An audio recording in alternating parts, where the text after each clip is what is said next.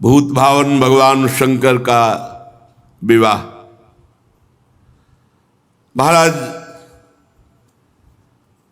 भगवान श्री हरि, भगवान ब्रह्मा जी और समस्त लोकपाल, समस्त देवता सब कैलाश में विराजमान हैं। विवाह की तैयारी हिमवान जी ने समस्त पर्वतों को निमंत्रण दिया है।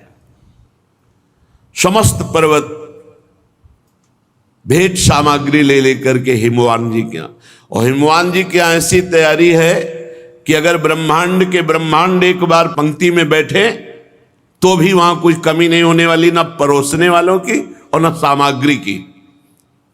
हिमांचल महामहिमा में रिद्धियां सिद्धियां अटखेलियां कर रहे हैं, क्योंकि भगवती पार्वती जी जहां प्रकट हुई बड़ी जोर शोर से तैयारी हो रही। हिमवान जी ने बड़े बड़े ब्रह्म ऋषि नारद आदि सबसे बैठकर कहा कि हमने ऐसी व्यवस्था की है, आप देख लीजिए।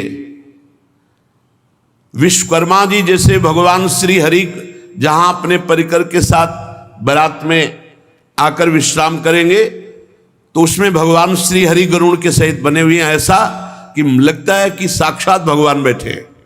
ब्रह्मा जी का तो ब्रह्मा जी का, वरुण जी का तो वरुण, अलग अलग लोकपालों के बारात की व्यवस्था है। इतना खान पान सामग्री की पहाड़ की पहाड़, रस की नदियां।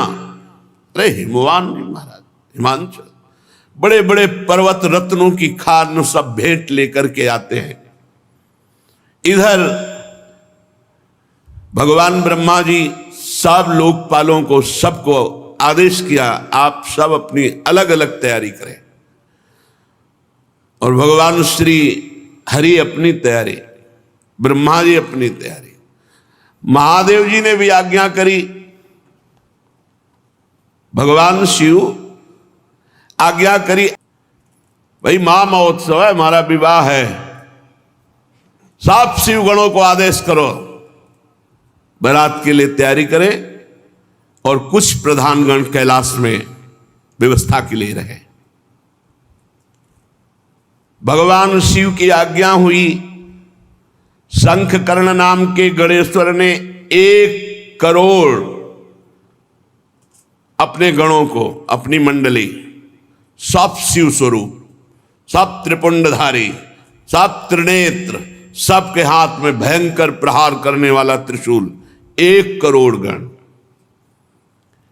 गणनायक विशाख 4 करोड़ गण, पारिजात 9 करोड़ गण, सर्वांतक विकतानंद 60 करोड़ गण, गणेश्वर 5 करोड़, वीर संधारक 6 करोड़, कोटि कोटि सहस्त्राणाम शतैर विंशतिभिर्वृताः तत् जगमुश्च नंदाद्या गणपाः शंकरोत्सवै।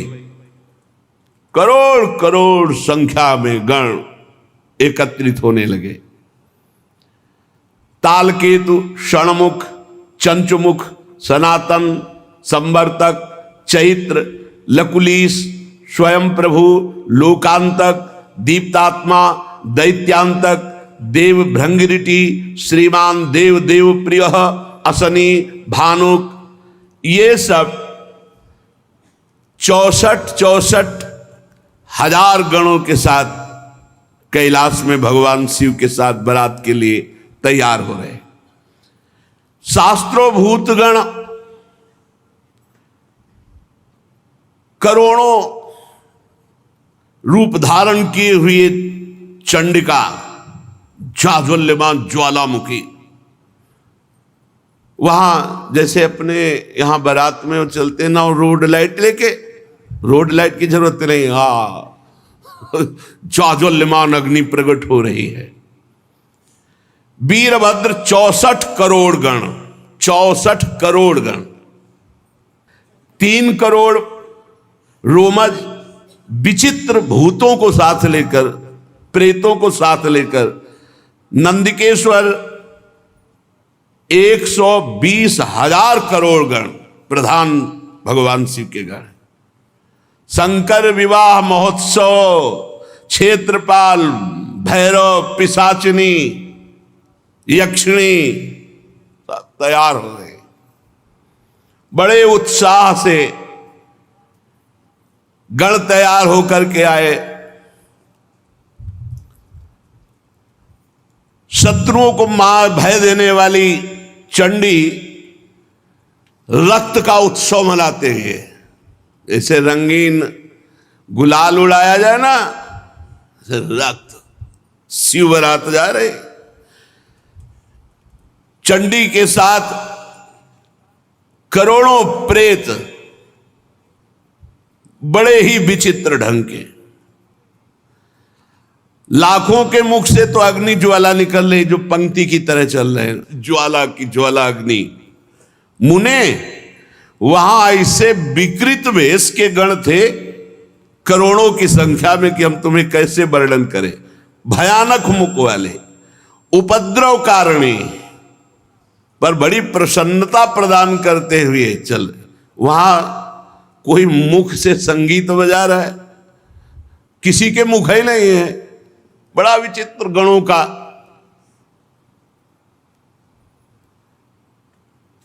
अब यह हुआ कि गण तो भगवान के तैयार हो गए।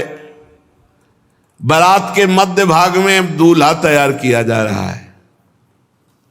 दूल्हा और दूल्हे का जो वाहन है नंदिकेश्वर, भगवान का जो वाहन है साक्षात धर्म है, धर्म ही नंदिकेश्वर है। और वृषभ की ध्वजा महाराज भगवान शंकर के मस्तक पर जो मुकुट सवारा जा रहा है वो जटाओं का। जटा अरे बवंडर ऐसे करते हैं तो भस्म की जो है, जैसे धूल भरी तूफान चक्रवात, ऐसे भगवान शिव की जटाओं से सवारा जटाएं। फूल थोड़ी लगा रहे हैं जटाओं में, नहीं। कहीं करिया बिच्छू, कहीं भूरी बिच्छू, कहीं नाग, कहीं कुबरा, ऐसे पूरा जटा सजाई जा रही है। जटा मुकुट अहि मोर सवारा, सांपों का मोर। ये जैसे दूल्हा के लिए होते, अपने यहां राधा वल्लभ लाल का जब ब्याहुला होता ना, तो सेहरा देखा है ना, सुंदर फूलों की कली का। नहीं, करिया दुम्हा अजगर ऐसे छोड़े गए।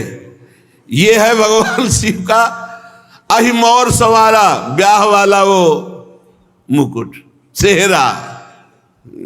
सेहरा बहुत विचित्र दूल्हा है। वासुकी नाग से पूरी जटा बंधी और फिर और सर्पों के ऐसे छोड़े गए वो सेहरा। और बीच बीच में जैसे स्वर्णादि के आभूषण, तो काली बीछी, भूरी बीछी, ऐसे सब।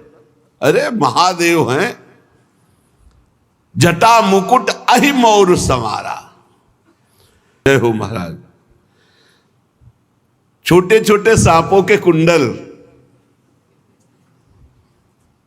मकराकृत मयूराकृत ले फड़ा वाले, ऐसे बढ़िया छोटे छोटे सांपों के कुंडल, बाजूबंद सांप के, कंकड़ भी सांप के, और शरीर पर चिता भस्मा लेपो, चिता की राख लगी। दूल्हा के वस्त्र धारण कराए जाए तो दूल्हा के वस्त्र क्या है? बाघंबर, बभूत रमी हुई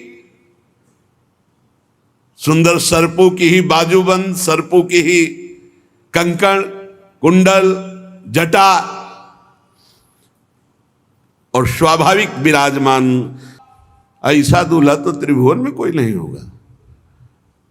यहां चमक रहा है द्वितीया का चंद्रमा, गंगा जी जटाओं में विराजमान, माथे पे त्रिपुंड लगा, दो नेत्र ये, तीसरा ये नेत्र आज्ञा चक्र पर, और जनेऊ के रूप में विशाल कोबरा। तीन होते हैं ना जनेऊ के धागे, विशाल कोबरा। गले की तरफ तो महान हलाहल विश्व समुद्र मंथन से जो प्रकट हुआ था भगवान ने गले में नीलकंठ, और हृदय पे जो हार धारण किए हुए हैं वो नरमुंडों की माला, मनुष्यों की खोपड़ी, नरमुंड माला। ओहो, ऐसा दूल्हा कौन त्रिभुवन में होगा भाई। दूल्हा तैयार नंदिकेश्वर पर विराजमान हुए, हाथ में दर्पण नहीं, दूल्हा के दर्पण नहीं, भयंकर त्रिशूल, एक हाथ में त्रिशूल विराजमान है, डमरू विराजमान है, बाजा बजना शुरू हो गए, दुंदुभी निर्घोष, जे भी दुंदुभी बजी तो शिव गणों के बाजे बजने शुरू हो गए। न जाने हारमोनियम में तो इतने स्वर है नहीं, सारे गामा पधनी, जो भूत प्रेत पिशाच के स्वर निकलते, और जो उनका, अरे स्वामी का विवाह हो रहा है तो वो नाचने में कमी करेंगे क्या। जितने और बाराती थे सब मुंह फेर कर हंस रहे हैं कि आज हिमांचल को पता चलेगा कि शिव का स्वरूप जो रुद्र है वो देखो क्या है। देवताओं की स्त्रियां ऐसे कहती कि सखी, ही दूल्हा के लायक तो दुल्हन विश्व में नहीं है, जैसे दूल्हा है। और हंस रही। भगवान विष्णु, ब्रह्मा जी, देवराज इंद्र, बड़े बड़े लोकपाल, सबने कहा देखो इनको अगर आगे रखोगे ना तो किसी का कोई भी स्वागत नहीं होगा। हम पहले कह रहे हैं इनको सबसे पीछे रखो, आगे सब भगवान श्री हरि, ब्रह्मा जी, देवराज इंद्र, लोकपाल वरुण, कुबेर, ये सब ऐसे। कहा कितने सुंदर सुंदर अन्य शब्द, देवता और भगवान का सब। बोले दूल्हा और दूल्हा के जो संगी, भगवान श्री हरि ने कहा सुनो सब अलग अलग हो, इनको सबसे पीछे करो। दूल्हा बहुत विचित्र है और इनके संगी बहुत विचित्र है। भाई पराये नगर में जाना है, वहां सब देखने के लिए उत्सुक होंगे। सब अलग अलग अपने मंडली के साथ, परिकर के साथ चलो, और भगवान शिव से कहा तुम सबसे पीछे चलो अपना परिकर लेकर के। भगवान महादेव जी हरि के वचन सुन करके मुस्कुराए और कहा जैसी आज्ञा होगी प्रभु वैसे ही करेंगे। भगवान शिव ने कहा चलो अपनी अपनी मंडली के साथ, और कहा हमारी मंडली सब आओ। भगवान शिव की मंडली कैसी, कोई वाहन में है, कोई बिना वाहन के है, कोई वाहन के वाहन है। अब गर्दभ का मुख है, घोड़े पे सवार है, बड़े विचित्र। कोई केवल शरीर ही है, मुख है ही नहीं, और किसी के पूरे शरीर में मुख है और कुछ है ही नहीं, केवल मुख है, मुख है। भगवान शिव की बराती है। किसी के हाथ पैरे नहीं लुढ़कता हुआ, केवल पिंड चल रहा है, और किसी के पूरे शरीर में हाथ है ही हाथ, किसी के पैर ही पैर, किसी की बहुत आंख है, किसी की एक भी आंख नहीं। कोई इतना मोटा ताजा पहाड़ जैसा, कोई एकदम ऐसा हड्डी हड्डी। बड़े विचित्र भगवान की पार्षद। हर हर महादेव, चली बारात। बोले बारात में कोई बहुत दुबला, कोई बहुत मोटा, कोई पवित्र, कोई अपवित्र, कोई भयंकर खून की फव्वारें उड़ा रहा है, सद्य शोणित तन भरे, पूरा शरीर खून से रंगा हुआ और मुख से खून। कोई हाथ में खप्पर लिए हुए, अस्त्र लिए हुए, रक्त में सना हुआ, कोई खोपड़ी लेकर चाट रहा है ताजा खून। ऐसे बराती है। सद्य माने तत्काल का खून।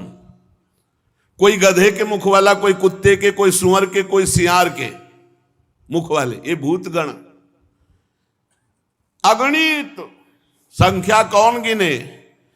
बहुत प्रकार के प्रेत, बहुत प्रकार के पिशाच, योगिनियां, कौन इनका वर्णन करे। अब स्वामी का विवाह है तो खूब किलकारी मार रहे, नाच रहे, अलग अलग आवाजें आ रही हैं। थोड़ी आवाजें गंगा किनारे सुनने को मिलती थी, सियार की अलग, उल्लू की अलग, अलग अलग। रात के भयंकर में अंधेरे में झम झम गंगा जी की आवाज, उनकी आवाज तो अच्छे अच्छे ना, वहां बस वही महात्मा ही टिकते थे। और भूत गा रहे हैं। कैसे भूतों का गाना?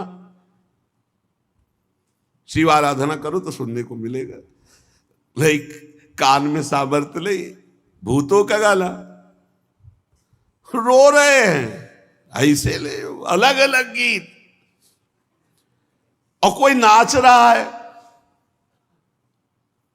जिनके शरीर में हड्डी हड्डी है भूत, वो भी नाच रहे, जो बहुत मोटे वो भी नाच रहे, जिनके विविध प्रकार के मुख हैं, वो आवाजें निकाल के। मान लो सुअर के मुख वाला है, अब वो कैसे गाएगा? वो गुड़गुड़ाएगा कि नहीं? गधे के मुख वाला गाएगा, कैसे गाएगा? उनके राग कैसे होते हैं? ऐसे गाना शुरू है। और बीच में नंदकेश्वर पर विराजमान देवाधिदेव महादेव ऐसे जटा करते तो बवंडर उठता है भस्म का। अगर थोड़ा देखा हो, राधाष्टमी को आए थे शिव बनकर विश्वनाथ जी का परिकर, ऐसे करते जटाओं से भस्म निकल, और सब ये प्योर चिता की भस्म, जितने आए प्योर चिता की भस्म। दशाश्वमेध घाट में अखंड चिताएं जलती हैं, अखंड, मतलब सैकड़ों वर्ष हो गए आज तक चिता का क्रम नहीं टूटा। वहां एक जलती होती है, 100 200 500 आसपास रखी होती है। दशाश्वमेध घाट है काशी, और वो महाश्मशान कहते हैं। भगवान शिव बारात लेकर चले। अब तो बीच बीच में रास्ते में सब अपनी अपनी कलाकारी दिखा रहे हैं। अगिया, बैताल, पिशाच, भूत, प्रेत, सब, कोई गान, कोई नृत्य, कोई इस तरह का। और भगवान शिव प्रसन्न होकर बीच बीच में डमरू बजा रहे हैं। वाह! अरे भूतगण उछल उछल कर आकाश से पाताल तक सब वही नजर आ रहे हैं। हिमांचल ने इतनी सुंदर व्यवस्था की थी कि सरस्वती जी भी वर्णन नहीं कर सकती, क्योंकि जहां महामहिम त्रिपुर सुंदरी भगवती पार्वती जी विराजमान हैं, सबका निमंत्रण हुआ था, तो बड़े बड़े पर्वत, तालाब, नदियां सब भेंट लेकर के वहां आए हुए थे। सब इच्छा अनुसार दिव्य रूप धारण किए हुए, मंगल गीत, पूरा हिमालय सजा हुआ है। यथा योग्य सबको वास दिया गया है। सब बरातियों के लिए बड़ी सुंदर व्यवस्था है। नगर की शोभा मानो ब्रह्मा की निपुणता सब फीकी लग रही आज जैसी हिमांचल के यहां है। कोलाहल मचा, बारात आ रही है, बारात आ रही है, तो अगवानी होती है। नगर के वयोवृद्ध जन, पूज्य जन और लड़का जन ये भागते हैं सब बारात देखने के लिए। तो अभी मैना जी नहीं, अभी ये हैं जो बढ़ करके गए हैं अगवानी का स्वागत करने।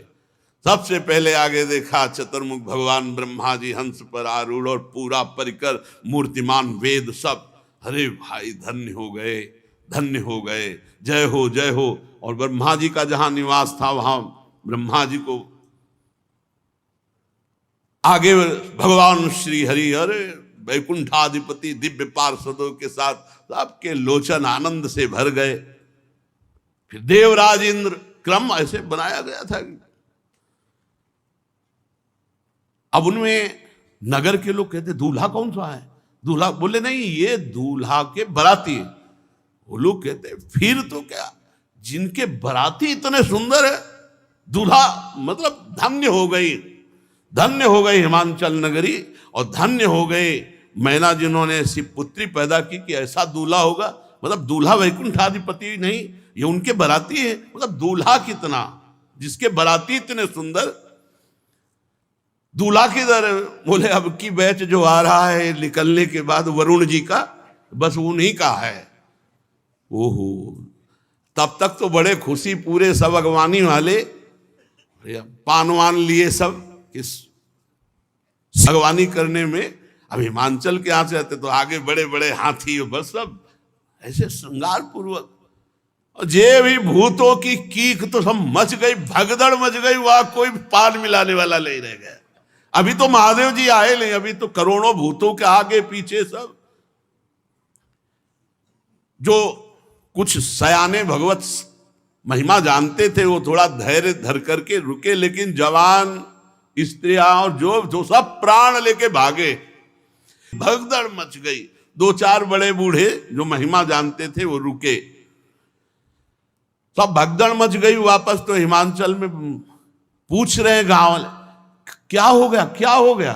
इतनी सांसें चल रही, कांप रहे हैं, बड़ी देर में सांस लौटी। घर वाले पूछते क्या हुआ, क्या हुआ? तो मैं क्या बताऊं, अरे बारात है, ये यमराज की पूरा मतलब यमपुरी उतर गई है, ऐसा भयानक सब। अरे नहीं, भगवान शिव के पार्षद है। दूल्हा देखा, देखा देखा, चिता की भस्म लगाए, मुंडों की माला, भयंकर दुनिया के सांप सब लिपटे हुए उसमें, डमरू बजा रहे, चिता की भस्म उड़ रही, आसपास अगिया बैताल नृत्य हो रहा, कूक मच रही, विविध भयावह आवाजें। दूल्हे के शरीर पर चिता की भस्म है, सांप है, कपाल है, और बाघंबर ऐसा है कि बाघंबर ऐसे लपेटा जाता है तो अर्धनग्न तो होते ही। तो जियत रहा है, बारात देखे। बोले अब जो जिंदा रहेगा वो बारात देखेगा, एक बार देखने के बाद जिंदा नहीं रहेगा, ये पक्की बात है। गांव के सब लोग लौट के, बड़ा पुण्यात्मा होगा जो जिंदा बचा शिव जी के पार्षदों को देखकर। ये बात मैना जी के कान में पड़ी, बड़ी आरती सजाकर तैयार की थी कि दूल्हा आएगा, कंचन थार सोहबर पानी, परिशन चली हरि हर्षानी। श्री मैना जी, नारद जी ने कहा जल्दी, अब बिल्कुल बारात नगर के नजदीक आ गई है।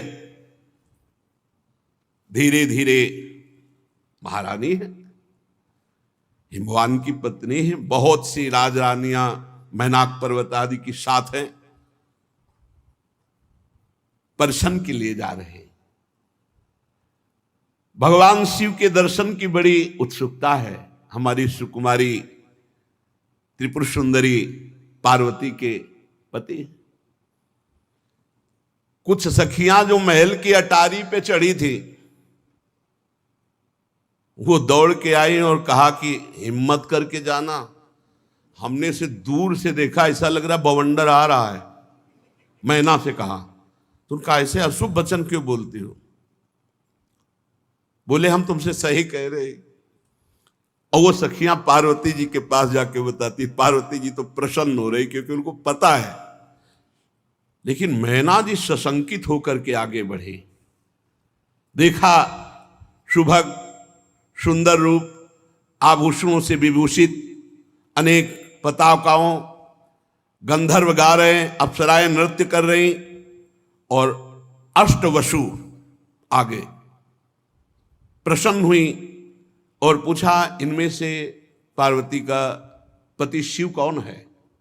तो उनका नहीं, ये तो अष्टवसु जो देवताओं में भी श्रेष्ठ माने गए हैं, वो अष्टवसु अपने परिकर के साथ बराती है। ओह, इतने सुंदर। फिर आगे देखा तो मणिग्रीव नाम के यक्ष राजा, उनके सब यक्षों का समुदाय, तो ये शिव हैं? नहीं नहीं, ये तो बराती हैं। फिर भगवान धर्मराज, बड़ा शांत स्वरूप परिकर के साथ, तो ये शिव हैं? नहीं नहीं, ये भी बराती हैं। लोकपाल वरुण देव, अद्भुत शोभा, ये शिव हैं? नहीं, ये भी बराती है। इस तरह वायुदेव, अग्निदेव, फिर धनाध्यक्ष कुबेर, देख करके महाराज बड़ी प्रसन्न। ये कुबेर जी की तरह, ये शिव हैं? नहीं, ये शिव मित्र कुबेर हैं, ये तो सेवा में रहते हैं। अच्छा, इतने सुंदर होंगे शिव, क्योंकि फिर ईशान देव, बड़े बड़े देवता, इसके बाद त्रिभुवनपति देवराज इंद्र, मैना बोली ये शंकर हैं? नहीं नहीं, ये तो त्रिभुवनपति इंद्र हैं, जिनकी आराधना करते रहते हैं, वो शिव हैं, ये तो इंद्र हैं। अच्छा। दुगनी शोभा से चंद्रदेव, सूर्यदेव, तेजो राशि भृगु जी, बृहस्पति जी, ये बड़े बड़े तेजस्वियों की मंडली, हर एक में पूछती इसमें शिव कौन है। इसमें देख ही रही थी कि नेत्रों को चुराने वाले श्रीमान मेघश्याम के वर्ण वाले, चार भुजाओं से युक्त, करोड़ कामदेवों को मूर्छित करने वाले, पीतांबर धारण किए हुए, कमल नयन, शांत स्वभाव, गरुण पर सवार भगवान श्री हरि। मैंने कहा जिनके इतने बराती सुंदर थे, जरूर ये दूल्हा होंगे। बोले दूल्हा नहीं, ये तो उनके बराती हैं, ये भगवान श्री हरि वैकुंठाधिपति है।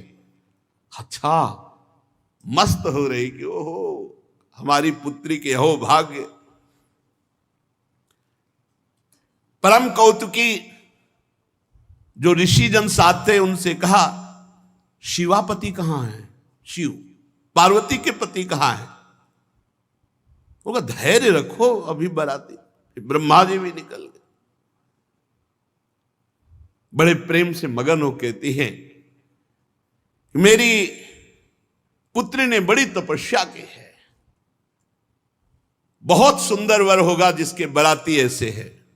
पार्वती, मैं धन्य हो गई तुझे जन्म देकर। मैं ना बड़ी आनंदित हो गई। ब्रह्मा जी आखिरी में थे। ब्रह्मा जी ने कहा आरती संभाल के रखिए, पीछे आ रही बारात। मैना बड़ी प्रसन्न हुई, वो समझ नहीं पाई गूढ़ बात। नारद जी बार बार मैना से कह रहे कि संभल के रहना। उनका संभलना क्या है, हम तो बिल्कुल पूरी तैयारी से हैं। नारद जी का सुंदरी आप देखिए ना, भगवान शिव हैं, वो आ रहे हैं, मतलब घबरा रहे हैं कि अभी मैना ने जो देखा वो कुछ और देखा है, आप जो देखेंगी। सावधान, भगवान शंकर पधार रहे हैं। सबसे पहले आगे भूत, अरे भूत आगे। मैना की दृष्टि बदल गई। ये कहां से, यमपुरी के कहां से सब आ गए? इनको तो निमंत्रण नहीं दिया गया, ये कैसे आ गए? बोले रुद्र सेना है, ये भगवान शिव के बराती हैं। कोई तो जो चक्रवात आंधी, ऐसे भूत चल रहे हैं आंधी की तरह। कोई मरमर शब्द एकदम ऐसा कि सुनने में भय, एकदम भूतों की अलग अलग आवाज। कोई वक्रतुंड, कोई विकृत रूप, कोई विकराल, किसी के केवल दाढ़ी, किसी के केवल मूछ, अलग अलग है। पूरा चिकना केवल मूछ, पूरा चिकला केवल दाढ़ी, एक भी आंख नहीं, नाक नहीं, कान नहीं, बस चिकना। बहुत विचित्र भगवान शिव के गढ़। कोई कई जगह से लंगड़ा, कोई पूरा अंधा, कोई इतना बड़ा हाथ है, पेट इतना बड़ा, हाथ इतना लंबा कि किलोमीटरों। कोई मुख से डमरू बजा रहा है, कोई मुख से गोमुख, कोई विकट मुख वाला, कोई बहुत मुख वाला, कोई हाथ रहित, कोई बहुत हाथ वाला। ओ विकराल भगवान शिव के गणों को देखा। इसके बाद अभी तक तो धैर्य था, जब नारद जी ने दिखाया वो बीच में बैल पे जो सवार, वो पार्वती जी के दूल्हा है। थाली छूट गई। थाली अभी तक तो हिम्मत बनाए रखी थी, अब तो जो आरती की थाली थी वो थाली छूट गई, वो बेहोश हो गए, मूर्छित हो गई। मैना निर्गुण, वृषभ पर सवार, 3 नेत्र, विभूति भस्म लगाए हुए, जटाजूट, मस्तक पे चंद्रमा, कपाल धारण की, व्याघ्र चर्म उत्तरीय, पिनाक, त्रिशूल, विकृत, और आसपास भूतों की मंडली गर्जना करती हुई। जितनी सब देवियां आई थी सब मूर्छित हो गई। उठा के, अब वहां आरती तो हुई नहीं, आरती तो सबको उठा के महल में ले गए। पानी वानी डाल के जब मूर्छा दूर हुई, मैना बोली नारद जी, आप ही ने सिखाया था ना, ऐसे बर के लिए तपस्या करने के लिए आपने से बर्बाद कर दिया हमारा घर। नारद जी मुस्कुरा रहे कि सुनना तो पड़ेगा ही। प्रतिकूल अनर्थकारी परिणाम के लिए तपस्या। मुने बहुत कटु वचन बोलने की इच्छा हो रही, तरह से नष्ट कर दिया हमें। नारद जी हाथ जोड़े बैठे, भगवान शिव का ध्यान कर, सब बात बिगड़ी चली जा रही है, अब ऐसे हालत था। इतना तो हम दौड़ भाग करके विवाह तय किया, अब ये ऐसा रूप रख के आए। मुनियों के द्वारा जो असाध्य है ऐसा तप किया हमारी कुमारी ने, और उसका फल ये।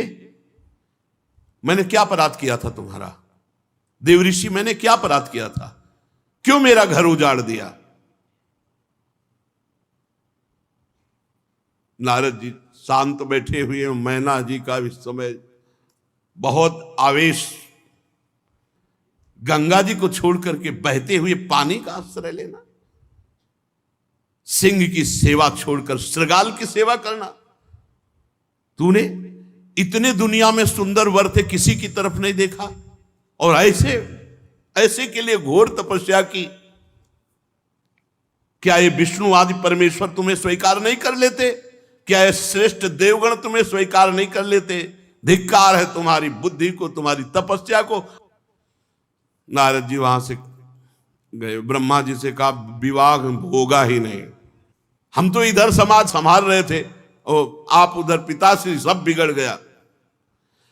मैना ने कहा नारद जी से, अपनी पुत्री को लेकर के पहाड़ से गिरकर शरीर छोड़ दूंगी, दोनों, विवाह नहीं हो सकता, विवाह नहीं हो सकता।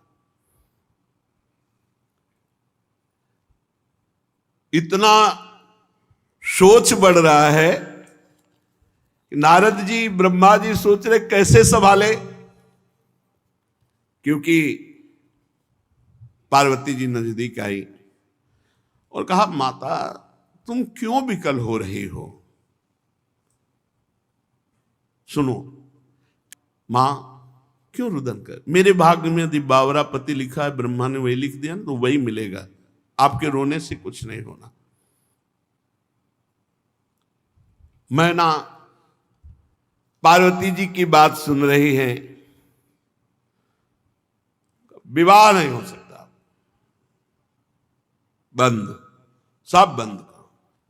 ब्रह्मा जी ने समस्त ऋषियों को साथ लिया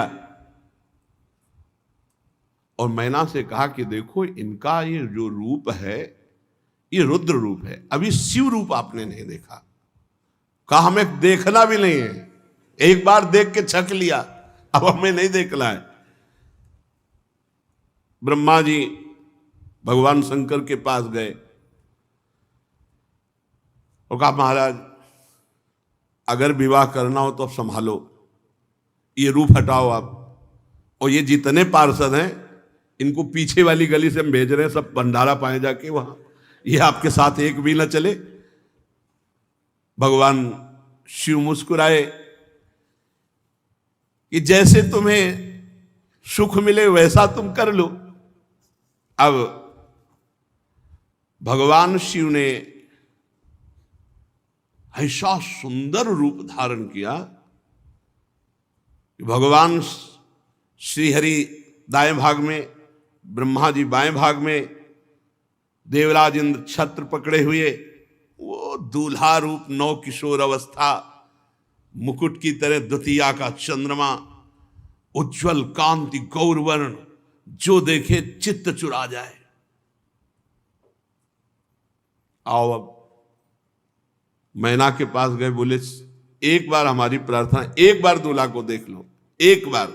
बोले एक बार देखा तो मूर्छित हो गई, दोबारा देखेंगे तो प्राण निकल जाएंगे। बोले एक बार चल करके देख लो। बहुत मनाया सप्तऋषियों ने, ब्रह्मा जी ने, हिमांचल ने, नारद जी ने, तो वो हिम्मत जी ही देखा। बोले ये वही शिव हैं? बोले हाँ ये वही शिव है। चरणों में लौट गई भगवान शंकर को, क्षमा कीजिए हमने बहुत कटु वचन बोले, हम आपकी महिमा को, आपके स्वरूप को नहीं जानते। तब स्वयं ब्रह्मा जी ने भगवान शिव की महिमा का वर्णन करके अपार श्रद्धा मैना के हृदय में प्रकट की। अलग अलग जगह सब रात्रि में निवास की, सब की सुंदर ऐसी व्यवस्था है। यद्यपि असंख्यों की संख्या में सब अलग अलग लोकपाल और सब गण, लेकिन इतनी व्यवस्था थी कि हिमांचल के मन में आया कि कुछ भोजन तो बर्बाद ही होगा, क्योंकि इतने ज्यादा बाराती कुछ है नहीं। आप समझो कई करोड़ तो उनके पार्षद ही आए, तो सबके सब अलग अलग पार्षद, लेकिन इतनी व्यवस्था थी। तो भगवान शंकर के पास दो बालक रोते हुए, काहे को रो रहे हो? वो भूख लगी। हिमालय से कहा कि देखो बच्चे हैं, इनको पवा दो पहले। शनि और शुक्र बोले जाओ पवा दो, बारात बाद में पाएगी। जितने पहाड़ के पहाड़ सब भोग सामग्री बनी थी, शनि की दृष्टि पड़ते ही सब खत्म, शुक्र की वक्र दृष्टि पड़ते ही सब खत्म। फिर हो रहे भगवान शिव के पास भूख लगी। हिमालय ने अपने सेवकों से कहा पवाया नहीं, कुछ रह गया हो तो पवाए दे अभी तो। और दोनों रो रहे। तब हिमालय के मन में आया कि अरे भगवान शिव है, हम ऐसा सोच। भगवान शिव से कहा प्रभु पूरे भंडारे फिर भर। अहम नहीं, बहुत भगवान शिव अहम के अधिष्ठात्र देवता है, अहम नहीं किसी भी तरह का। अब पंडित के रूप में भगवान वेद साक्षात विराजमान है। पाणी ग्रहण संस्कार के समय गोत्र कुल ये सब पूछा जाता है। लड़के की तरफ से बुजुर्ग कौन है? अब वेद है, विनोद कर रहे, सबसे बुजुर्ग कौन है? भगवान शिव ने कहा क्योंकि हमसे बुजुर्ग अनादि है। बोले आपका गोत्र? बोले शिव। कुल शिव। आपके पिता पितामह शिव। और दूल्हे का नाम? बोले शिव। शिव के सिवा कोई आई ले, वही सब है, वही पितामह है, वही सब कुल गोत्र। बहुत आनंद पूर्वक श्री पार्वती जी का भगवान शंकर ने पाणी ग्रहण स्वीकार किया। भगवान शिव जी ने पार्वती जी का पाणी ग्रहण किया।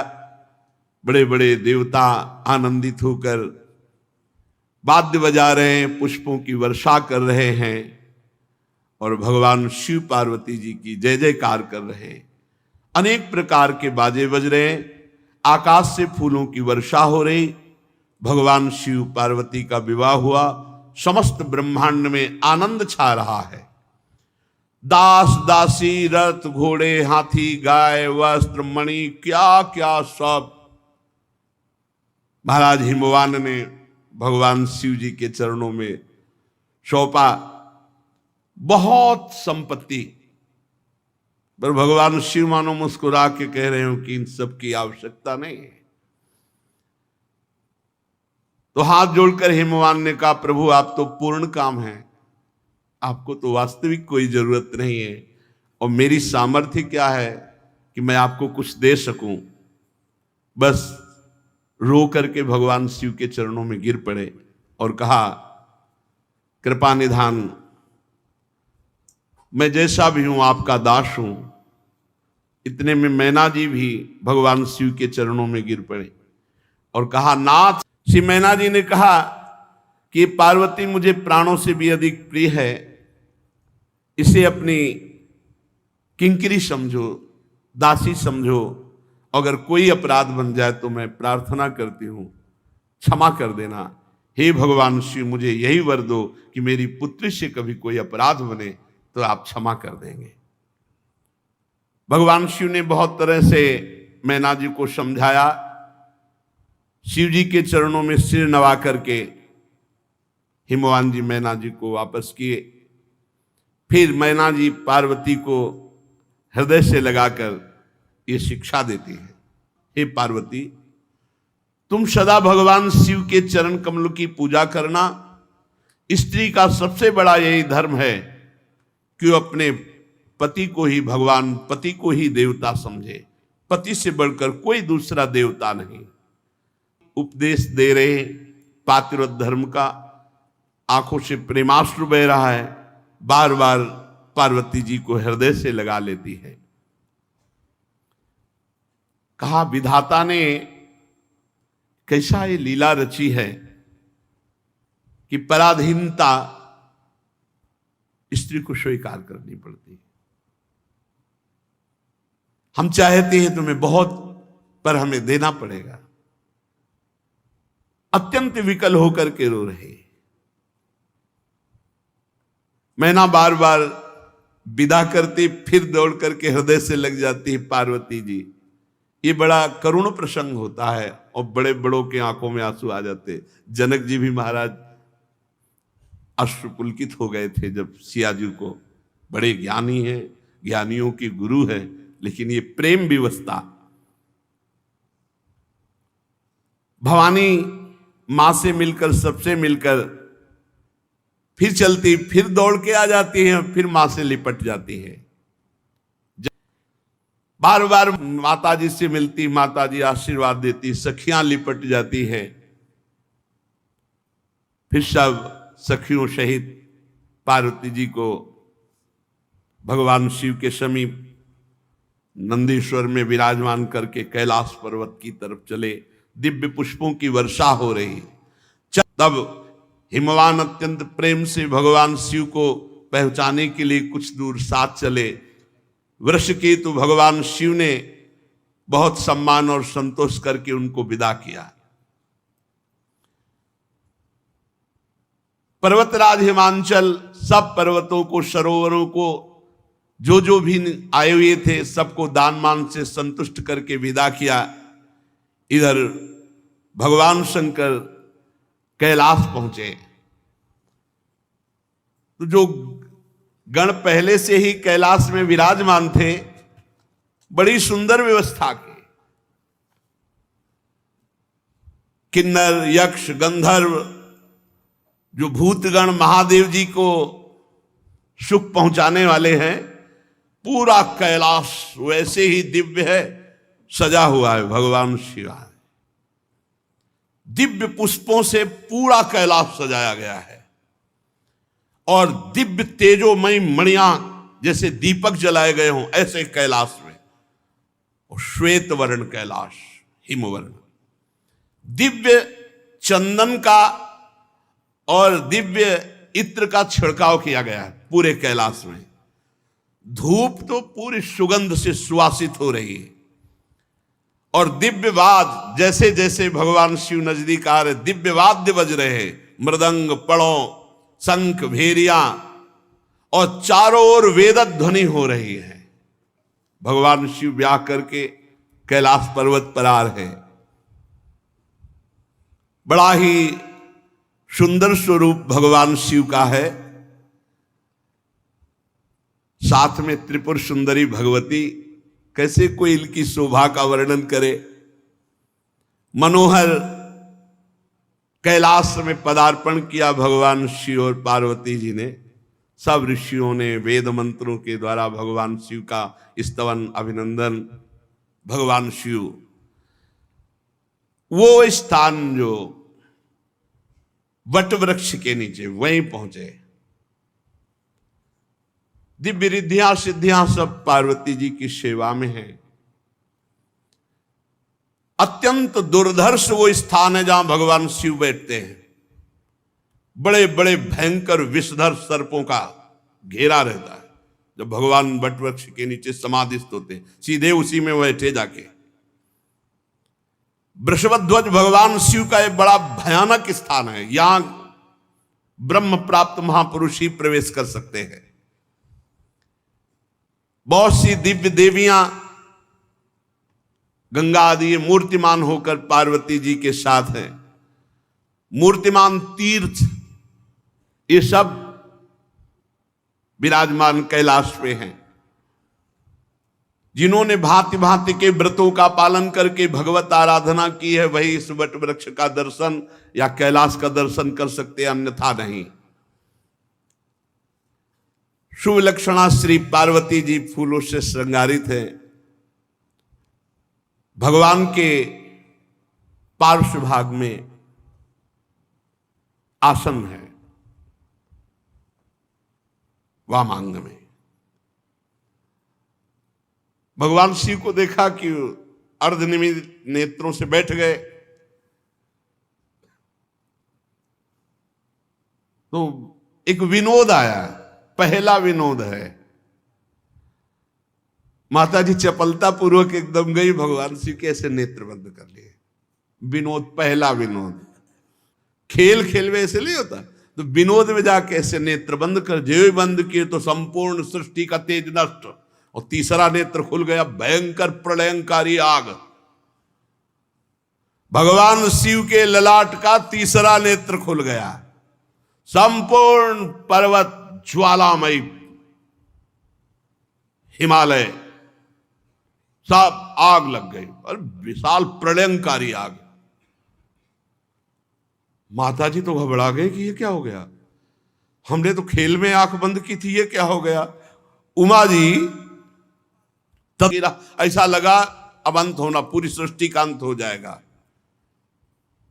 भगवती उमा ने तत्काल हाथ जोड़ा और भगवान शंकर के चरण पड़ गई। प्रभु, हमने तो विनोद किया था, हमने तो एक मजाक में आपके नेत्र बंद किए थे, ये क्या हो गया। ये संपूर्ण सृष्टि भस्म होने लगी एक क्षण में। प्रभु रोको रोको, एक क्षण में सब पूरी सृष्टि भस्म हो जाएगी। हिमालय पूरा भस्म होने लगा। भगवान शंकर के चरणों में गिरकर, स्वामी मुझे पता नहीं, अगर कोई अपराध हो तो क्षमा करो आप तत्काल। तो भगवान ने कहा, अब दोबारा भूल के हमारे नेत्र मत मूंदना, नहीं ये तीसरा खोल जाएगा।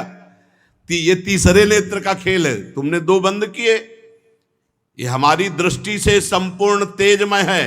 अगर हमारी दृष्टि बंद हुई तो संपूर्ण तेज नष्ट हो जाएगा, और अगर तीसरा खुल गया तो युगांत सब भस्म हो जाए। पार्वती जी कभी विनोद नहीं करूंगी ऐसा, कभी मजाक नहीं करूंगी प्रभु, ऐसा कभी। पर प्रभु जितना भस्म हो गया है उतना पुनः वैसा ही होना चाहिए। भगवान शिव ने अपनी अमृत दृष्टि से उसे इस तरह, भगवान शंकर और उमा जी का विवाह हुआ। भगवान शिव और पार्वती जी ये जगत के माता पिता हैं, इनके वजह से अपने माता पिता के विहार की बात कौन कहे। ऐसे गोस्वामी जी कह रहे हैं, कैसी अद्भुत दैन्यता महामहिम गोस्वामी तुलसीदास जी के कह रहे। गिरजापति देवादिदेव महादेव जी के चरित्र समुद्र के समान अथाह अपार हैं, जहां वेद भी नहीं पार पाते, वहां हम थोड़ी बुद्धि वाले भला भगवान शिव और माता पार्वती की महिमा का कैसे वर्णन करूं।